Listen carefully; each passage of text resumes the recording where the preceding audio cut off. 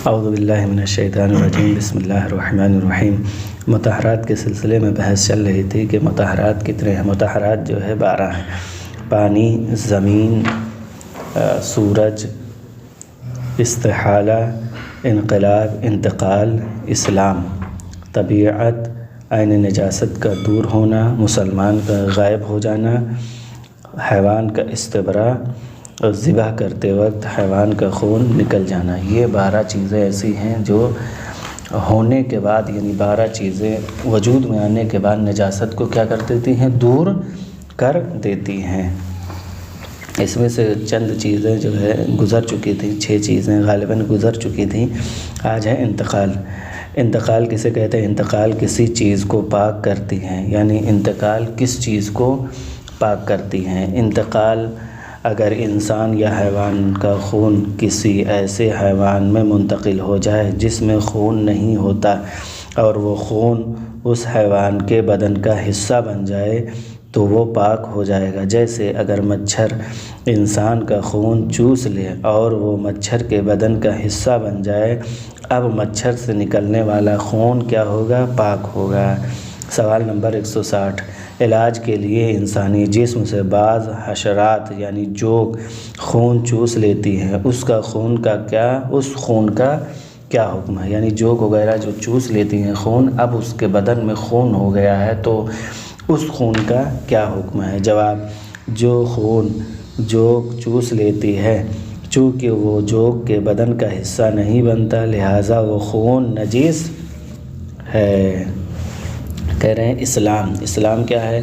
اسلام کس چیز کو پاک کرتا ہے؟ اسلام کس چیز کو پاک کرتا ہے؟ سوال نمبر 61۔ اسلام کس چیز کو پاک کرتا ہے؟ جواب: اسلام کافر اور مرتد ملی اور فطری کو پاک کرتا ہے۔ مثلا کافر اپنے کفر کی وجہ سے نجس ہوتا ہے، جب مسلمان ہو جائے تو وہ کفر والی نجاست پاک ہو جاتی ہے، یعنی وہ کفر والی نجاست سے پاک ہو جاتا ہے۔ سوال نمبر 162۔ اگر کافر کا بدن پیشاب پاخانہ سے نجس ہو جائے تو مسلمان ہونے کے بعد پاک ہو جائے گا؟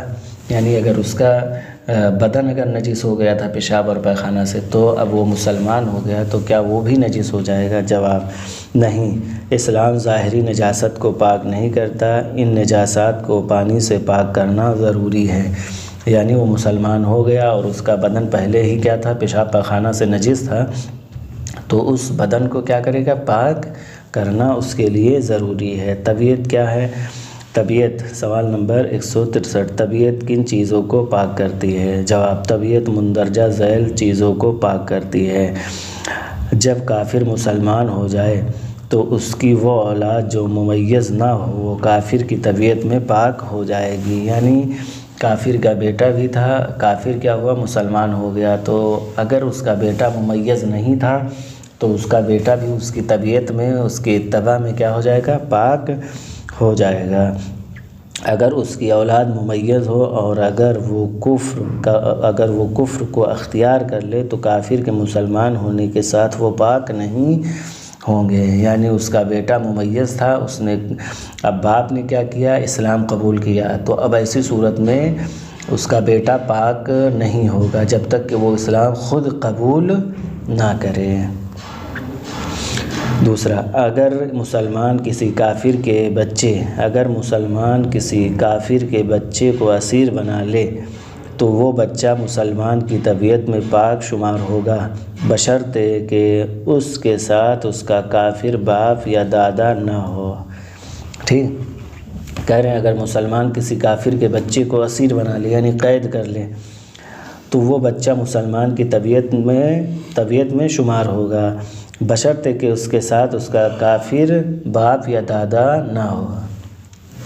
3، اگر شراب سرکہ بن جائے تو وہ برتن بھی شراب کے ساتھ پاک ہو جائے گا جس میں شراب سرکہ بنا ہے۔ یعنی اگر شراب کسی برتن میں رکھی ہوئی تھی، اب شراب کیا ہے؟ سرکے میں تبدیل ہوئی، تو اب ضروری نہیں ہے کہ برتن کو پاک کیا جائے بلکہ اسی کی طبیعت میں، شراب کے تبدیل ہونے کی صورت میں اسی کی طبیعت میں کیا ہوگا؟ برتن بھی پاک ہو جائے گا۔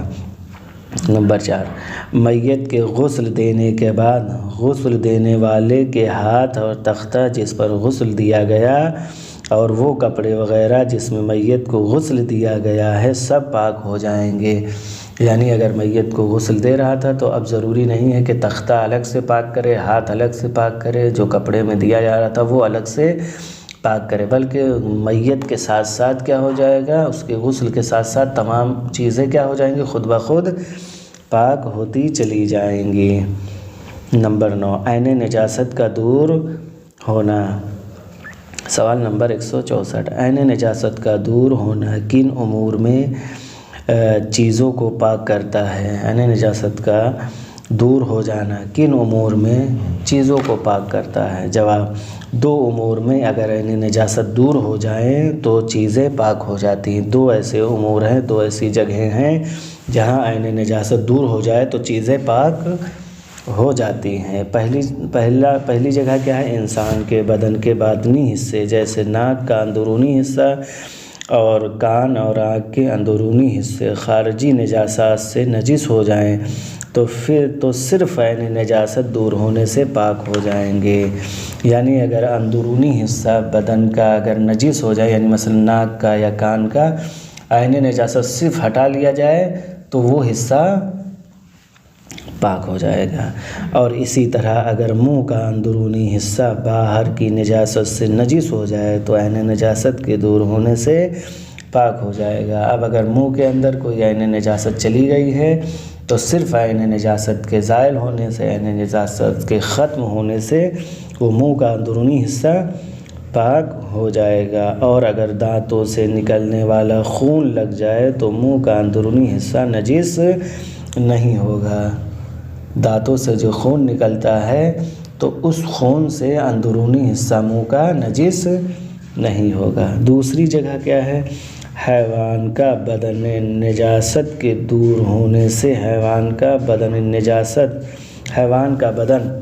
نجاست کے دور ہونے سے حیوان کا بدن نجاست کے دور ہونے سے پاک ہو جاتا ہے۔ جیسے پرندے کی چونچ اگر نجس ہو جائے تو عین نجاست کے زائل ہو جانے کے بعد پاک ہو جائے گی۔ اسی طرح کسی جانور کا بدن اگر نجس ہو جائے تو عین نجاست کے زوال کے بعد پاک ہو جائے گا۔ مثلاً ایک کوا ہے یا اور چیزیں ہیں، چڑیا وغیرہ، اگر جو ہے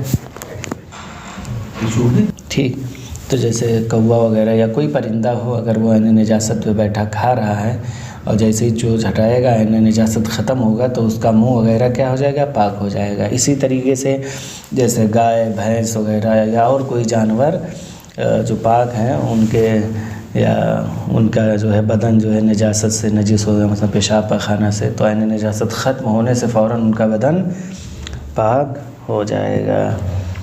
10 مطہرات میں سے 10واں کیا ہے؟ مسلمان کا غائب ہو جانا۔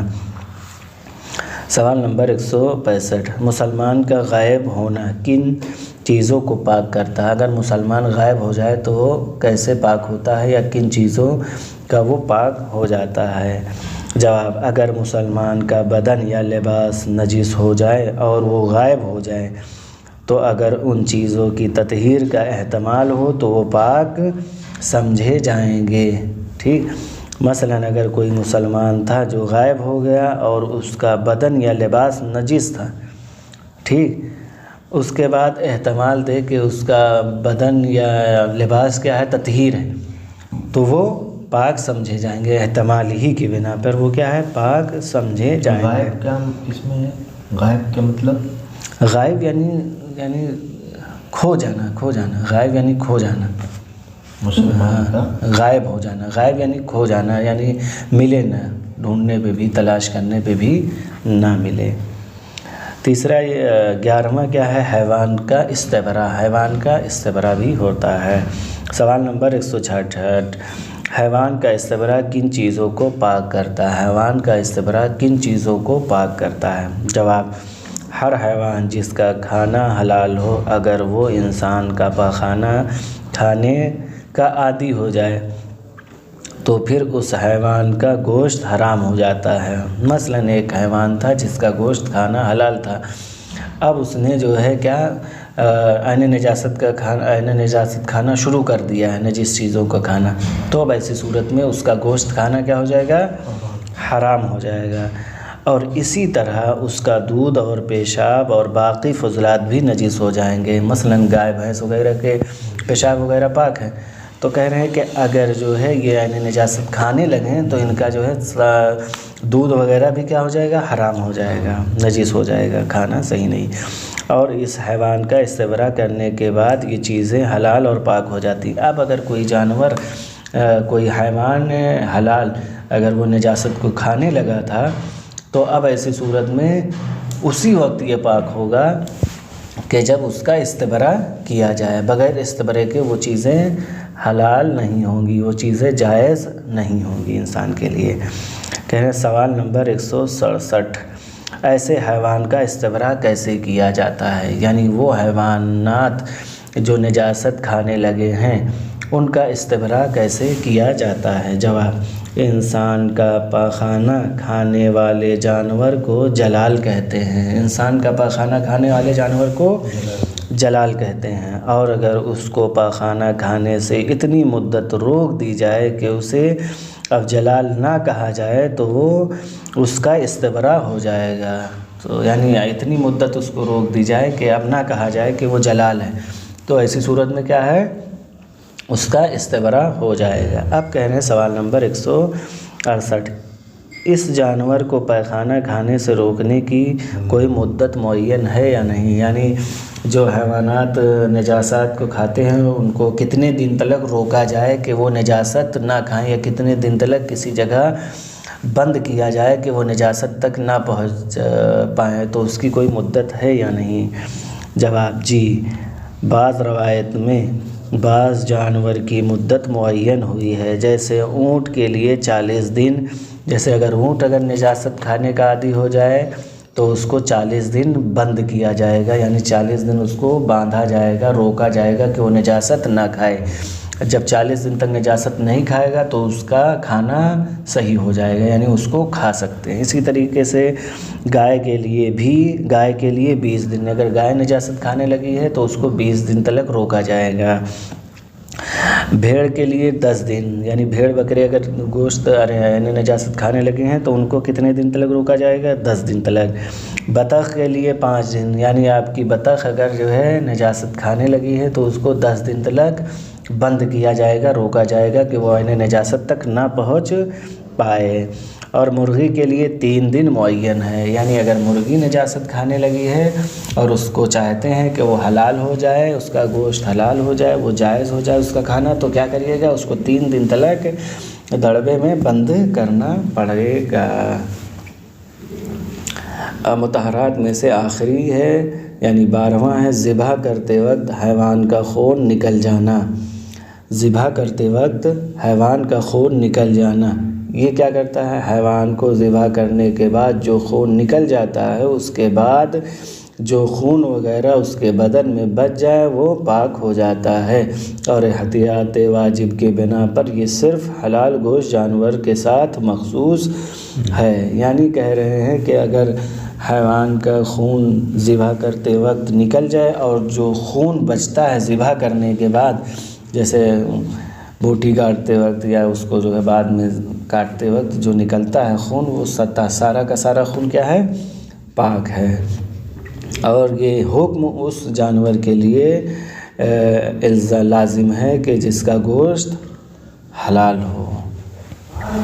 وصلی اللہ علی محمد وعلی محمد۔ انشاءاللہ کل وضو کی بحث، وضو کے احکام ہوں گے۔